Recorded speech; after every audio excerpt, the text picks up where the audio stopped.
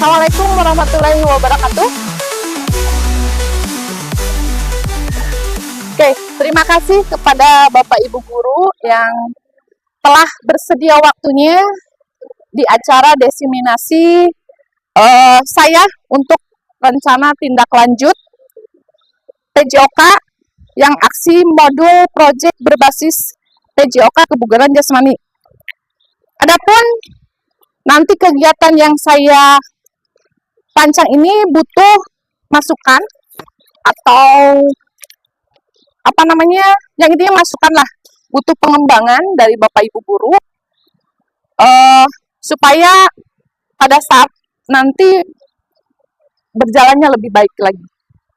Terus Bapak Ibu Guru, hari ini aksi nyata yang saya bawakan yaitu pendidikan kebugaran jasmani yang nantinya saya akan kemas menjadi model pembelajaran berbasis proyek.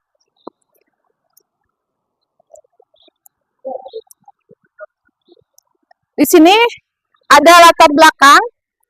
Kebugaran jasmani adalah kondisi fisik yang mempengaruhi kualitas hidup seseorang.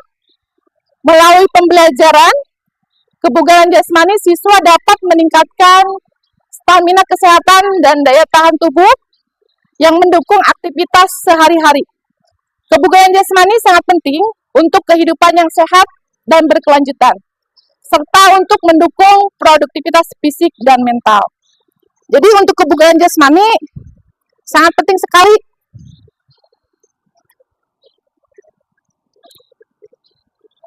Di sini ada nomor 1 itu suara, pilihan, dan rasa kepemilikan. Proyek pendidikan kebugaran ini dirancang untuk memberikan ruang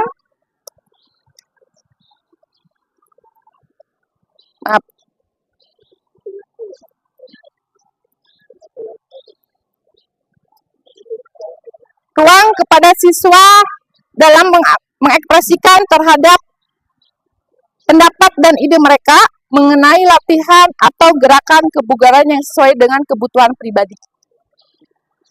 Dengan melakukan penulisan mandiri, siswa dapat memilih metode dan penerapan ilmu yang paling efektif untuk meningkatkan kebugaran jasmani mereka. Proyek ini tidak hanya mendorong kreativitas dalam memilih latihan, tetapi juga mengajarkan siswa untuk mengapresiasi hubungan antara berbagai disiplin ilmu dan kebugaran dalam kehidupan sehari-hari. Dengan demikian, siswa tidak hanya belajar tentang kebugaran fisik, tetapi juga mengembangkan rasa kepemilikan dan tanggung jawab terhadap kesehatan mereka sendiri.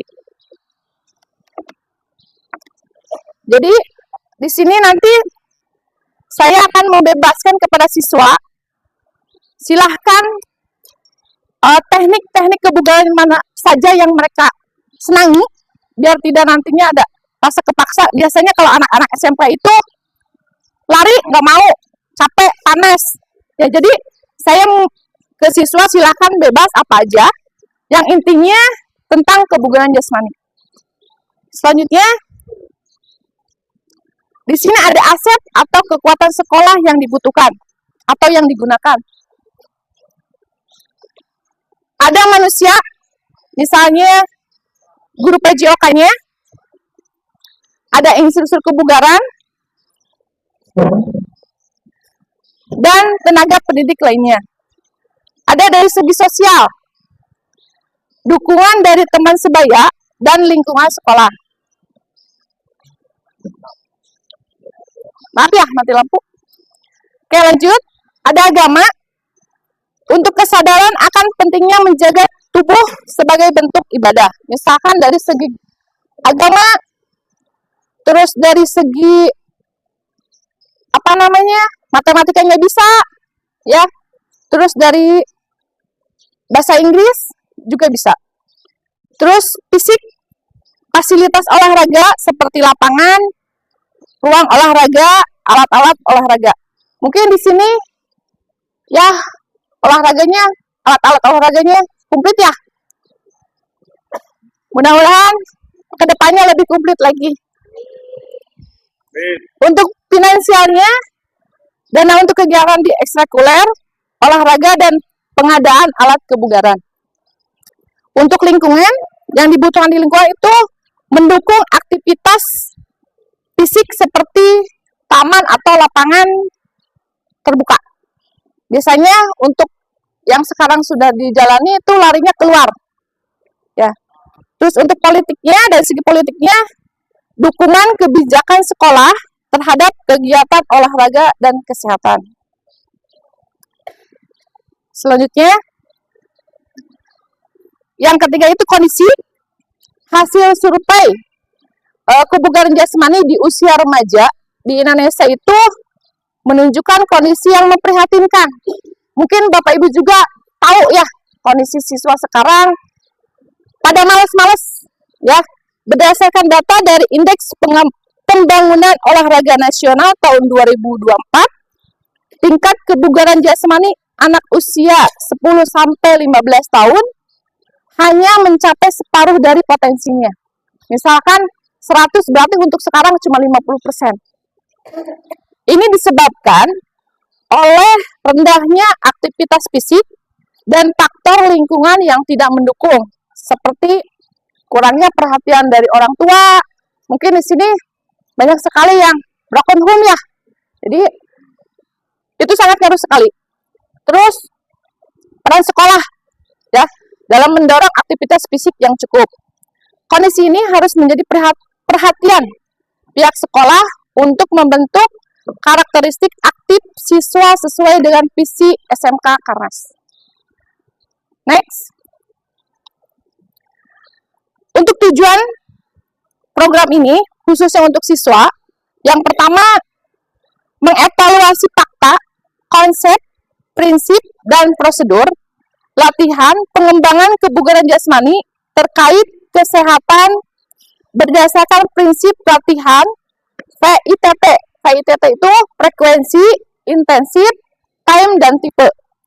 Untuk mendapatkan kebugaran dengan status baik dengan menggunakan berbagai disiplin ilmu. Yang kedua, mempraktikkan latihan pengembangan kebugaran jasmani terkait kesehatan berdasarkan prinsip latihan VITT untuk mendapatkan kebugaran dengan status baik dan mempromosikannya melalui media yang sesuai kebugaran. Untuk sekarang bisa dengan sosial media, bisa dari TikTok, bisa dari Instagram, ya. Terus memahami pentingnya kebugaran jasmani untuk mencapai derajat sehat dalam kehidupan.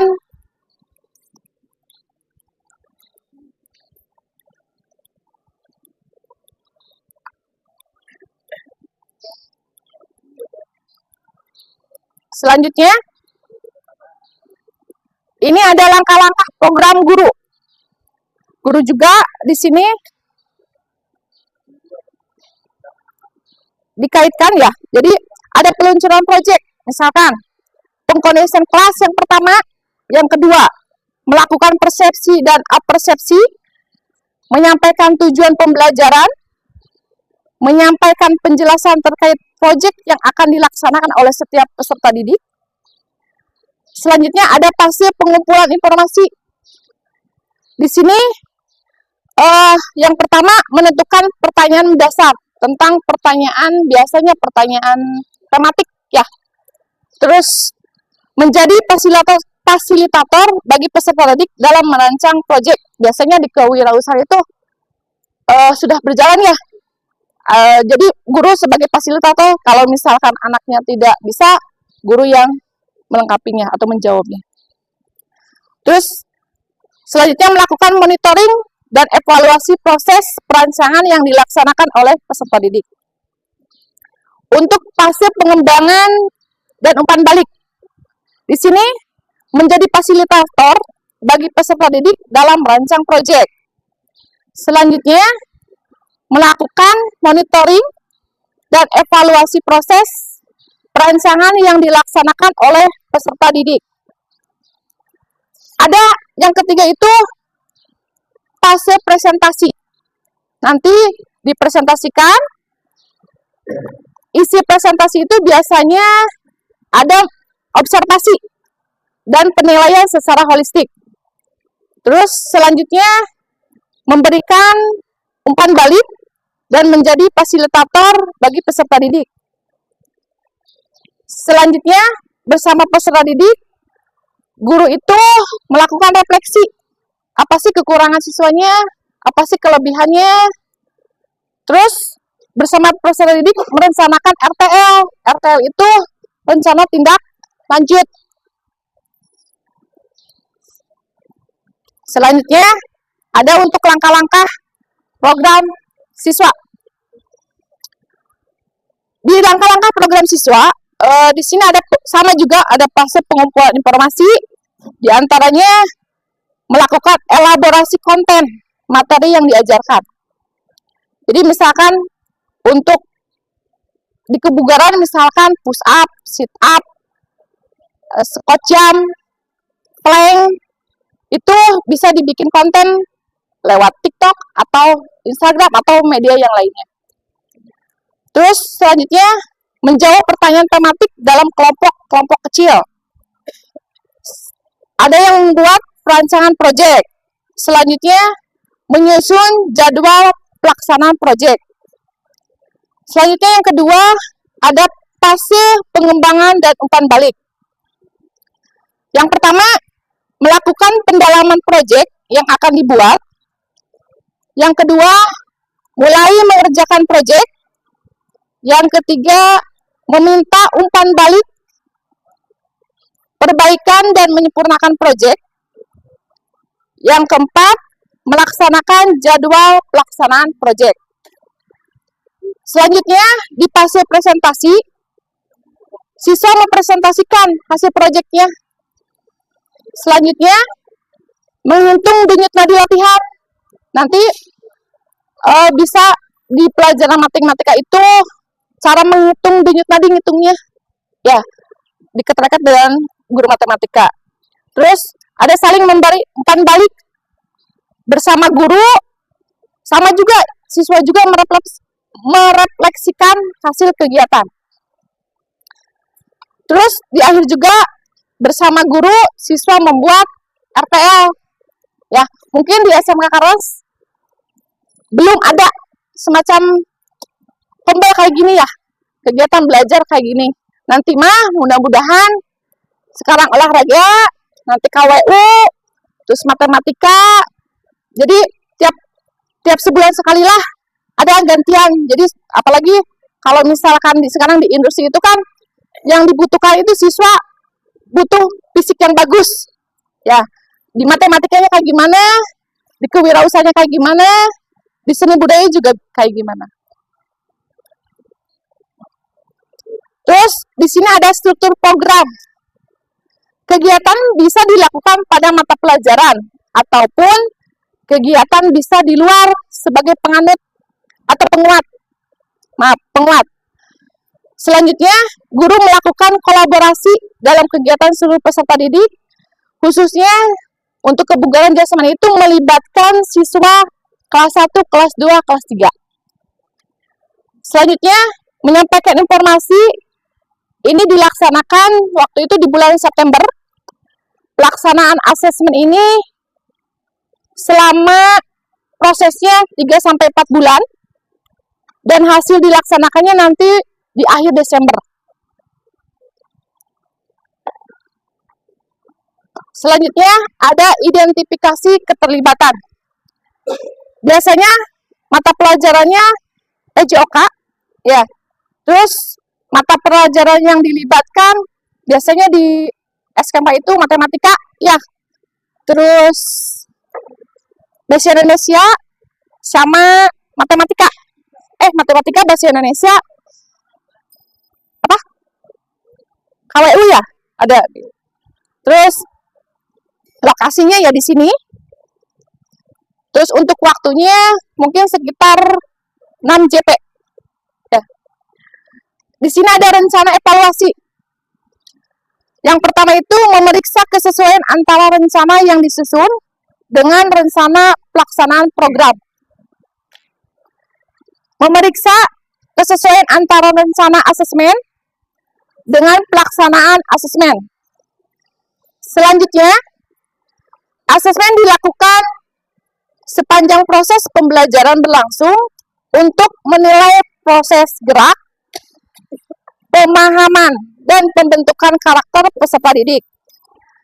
Ada asesmen sumatif dilakukan setelah bulan ketiga atau keempat dari kegiatan pembelajaran atau di akhir semester setelah peserta didik berproses melakukan latihan pengembangan kebugaran jasmani terkait kesehatan, baik secara mandiri atau di keseharian sehari-hari, berdasarkan latihan yang tadi PITT.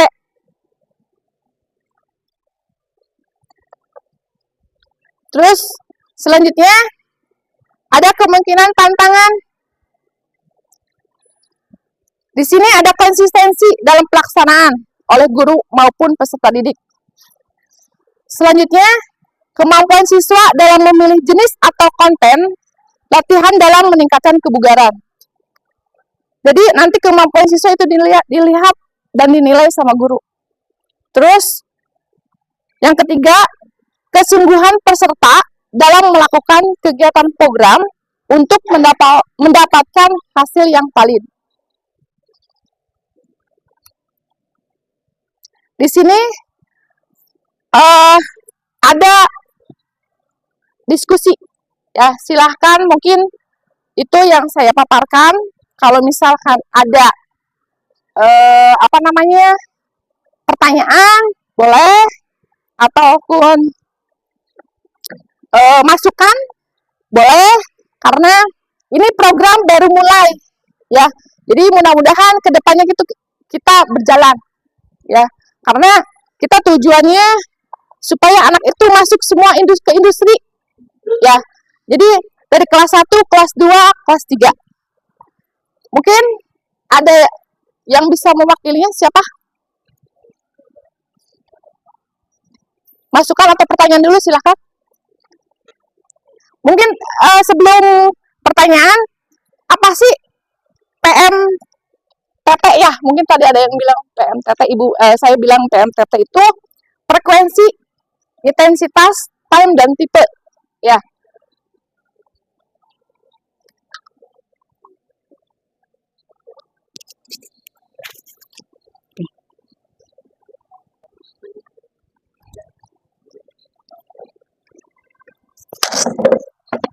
Maaf ya, ininya mati lampu.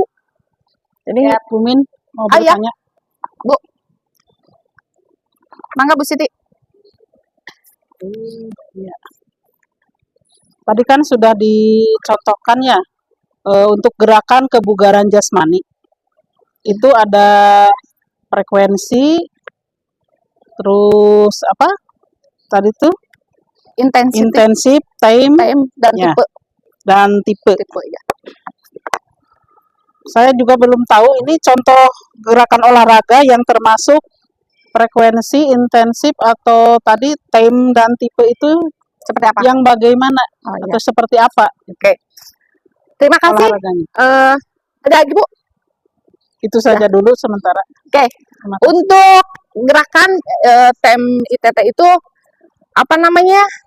bisa dilihat dari fitness beban. Ya. Terus olahraga misalkan push up, bisa sit up. Yang mungkin yang sekarang sudah berjalan di olahraga itu ke push up, sit up, plank, squat, terus jogging ya, jogging keluar. Itu bisa termasuk frekuensi, intensitas, time, dan tipe. Ya. Untuk durasinya gimana itu? Untuk durasinya sesuaikan. Untuk pelatihan biasanya frekuensi itu apa sih? Seberapa sering ya yang dilakukan. Terus kalau misalkan intensitas itu seberapa keras sih Anda berolahraga, ya. Tapi kalau misalkan time itu waktu, durasi, berarti kalau misalkan mau push up, sit up, misalkan seminggu 3 kali, berarti time-nya harus continue.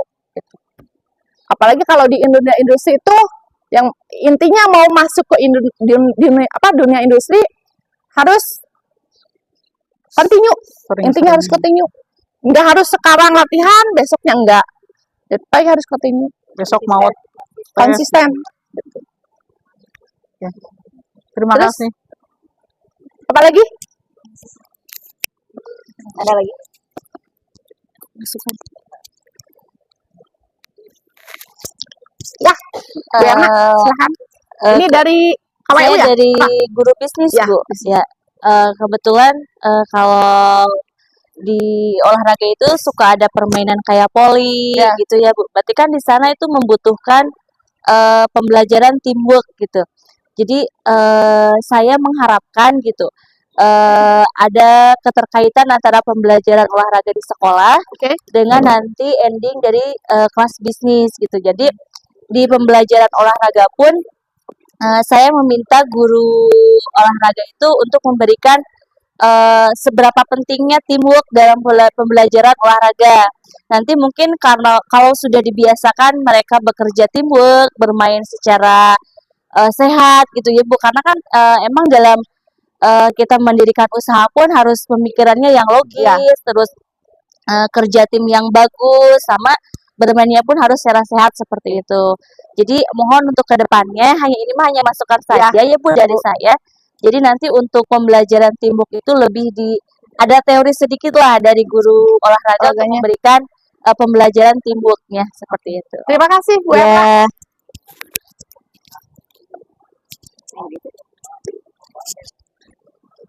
Ya, nanti saran dari Bu Erna nanti akan dimasukkan ke program ini. Terus nanti supaya program ke depannya lebih baik lagi dan berjalan. Yang intinya harus konsisten. Terus ada siapa lagi? Saya, Bu. Ya, Bu. Mungkin ini hanya sekedar masukan. Kebetulan saya tidak hanya ngajar kultur industri, tapi saya juga terlibat di BKK, ya, di mana alumni SMK Karnas itu hampir 70% itu ingin masuk ke dunia industri, ke pabrik, ke perusahaan. Sementara untuk masuk ke perusahaan itu ada persyaratan atau kriteria. Salah satunya adalah tinggi badan dan berat badan. Nah, ini hanya sekedar masukan. Jadi untuk guru olahraga terutama, untuk pembelajaran di kelas 10, sepertinya saya harapkan lebih cocok untuk kebugarannya itu bagaimana cara menambah tinggi badan anak. Supaya pada saat nanti dia di kelas 3 atau lulus, tingginya sudah sesuai dengan standarnya industri. Jadi kita tahu progresnya. Pada saat di kelas 10, dia tingginya berapa, setelah dikasih di olahraga materinya tentang kebugarannya untuk tambah tinggi badan, mungkin pada saat duduk di kelas 2 bisa tahu progresnya, apa nambah atau tidak, kayak gitu ya. Nah itu, sampai dengan kelas 3 mungkin. Dan untuk yang di kelas 3, saya tidak hanya ingin menambah tinggi badan, tapi fisik juga perlu, karena pada saat alumni ikut daftar ke perusahaan, itu tidak hanya ada tes psikotes, ya, tapi salah satunya ada tes fisik, yakni tadi push up, sit up, pull up, termasuk lari. Jadi saya inginkan kalau di kelas 3 ya lebih ke dikhususkan ke sit up, pull up yang seperti itu, biar anak-anak ya ibaratnya fisiknya udah siap. Seperti halnya tadi yang disampaikan Bu Mimin, bahwasannya katanya kan sekarang penurunan ya untuk fisik anak. Emang dilihat juga, tahu sendiri kan kalau upacara aja yang cuma 30 menit, anak ada yang pingsan lah, berarti kan memang kondisi fisiknya nggak bagus gitu. Itu mungkin hanya sekedar masukan dari Terima saya. kasih dari Ibu BKK Ya. masukannya, dan nanti kedepannya insya Allah akan diperbaiki lagi. Ya. Ada lagi? Oke. Dari guru yang lain? Udah cukup? Oke. Oke, Kalau misalkan cukup, sekali lagi saya ucapkan banyak terima kasih kepada Bapak Ibu. Mungkin kita nunggu ke depannya, next kelanjutannya ya. Mudah-mudahan tidak selalu olahraga saja.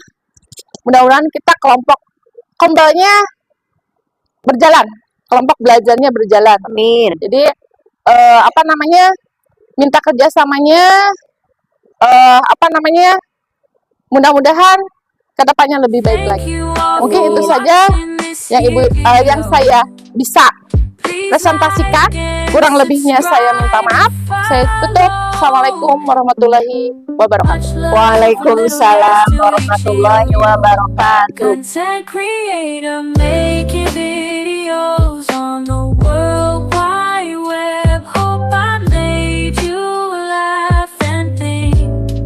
Get out of your head. To be live or to enter the chat, that is the question. Thank you to every followers in each nation. Read every comment from the good to the bad. Y'all trolls can catch me outside. How about that? The web da da da da da da da da da da da da da da da. Yeah. Come on da da da da da da da. Da da da da da da da da da da da da da da da.